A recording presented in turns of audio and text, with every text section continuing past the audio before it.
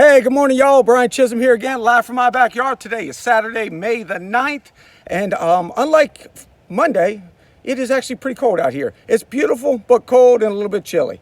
So anyway, hey, I felt compelled today because I heard some statistics yesterday from 3 different sources and some data that I thought were vital and eye-opening. I definitely wanted to share them with you. You make of them what you will, but I'm going to give you just the facts. So first source was, I heard it on the radio early yesterday morning. I heard a congressman from North Carolina just describing their state and what they had gone through and some of their statistics. So first of all, here's what he said, and I don't have good handwriting, so I went ahead and typed these up and printed them out. So I just want to go over them with you real quick. He said 51% of all the deaths from COVID-19 in North Carolina had resulted in an assisted living or a nursing home. That's very similar to what we have here in the state of Maryland.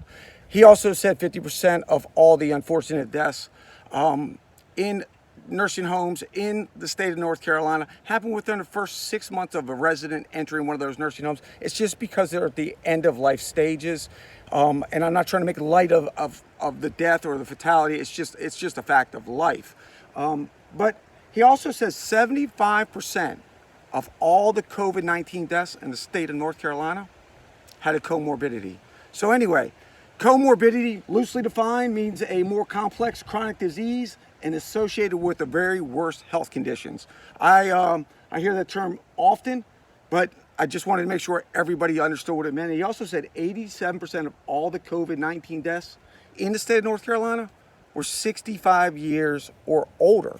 And then secondly, the second source, I read an article which was in the Journal of American Medicine yesterday, and it did a study on New York City because that was kind of the epicenter. That's where we saw the first big surge, and obviously the worst cases, I think it's like 40% of all the deaths in the state of, or in the United States, happened in the state of New York.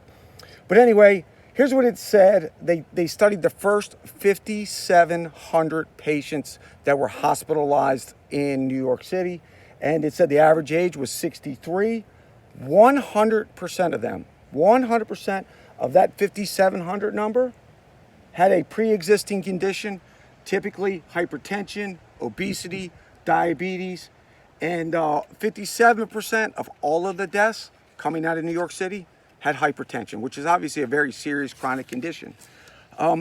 Next, I wanted to move on to my home state, obviously, Maryland, and this was through a conference call that I was on yesterday with the Health Facilities Association of Maryland, also known as HFAM. But anyway, here's what they said. They said, they started to try to get ahead of this way back on March the 5th. And here's what they knew on March the 5th. The average age of a positive COVID patient was 60 years old.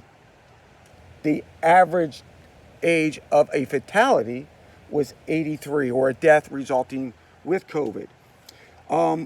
We do know that 50% or higher of all of our deaths here in the state of Maryland, nursing homes, assisted living, hospice, whatever it might be.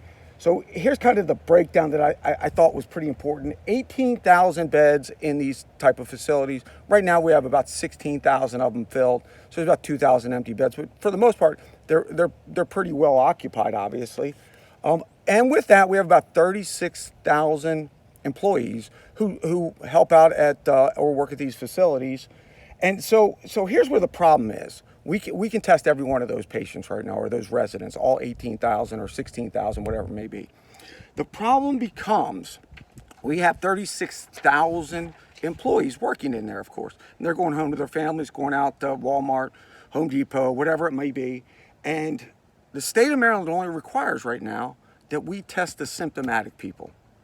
Well, that's a big problem because we know, best guess, 57% of the people walking around right now are asymptomatic. So you could be carrying this invisible virus and have no clue of it. So we have all those carriers possibly bringing it in. Look, don't get me wrong. I am not here to blame nursing homes. It is a tough situation they're in. They're obviously dealing with the most vulnerable, and many of them are still missing the personal protection equipment. So here's some of the numbers though that I found shocking.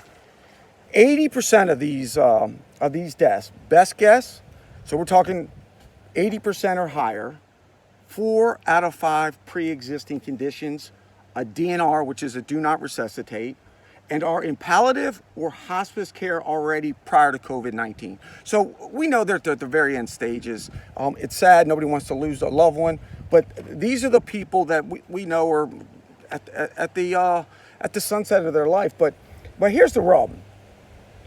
All the individuals that have passed away in nursing home that we're recording right now with COVID-19 have these 4 other conditions, and they were at the tail end, at the sunset of their life, and were basically at death's door. I don't want to be cold, but that's where they were. But guess what? We're recording every one of them as a COVID-19 death. Every single one of them. So they could have had hypertension, they could have had diabetes, they could have had cancer, whatever it may be. But we're saying, no, that's not it. We're gonna record them as a COVID-19 death. So in conclusion, my personal opinion is, we don't have a problem of people dying because of COVID-19. No. We have a problem of people passing away with COVID-19 and 4 or 5 other chronic conditions. So I just wanted to give you those stats. Do with it what you will. I'm just here to try to tell you the truth, tell you the facts. Lastly, happy Mother's Day to all you wonderful, incredible mothers tomorrow. You guys give us all life. We love every one of you. Thank you. Happy Mother's Day. Enjoy yourself today if you can. I'm fighting every day for your freedom.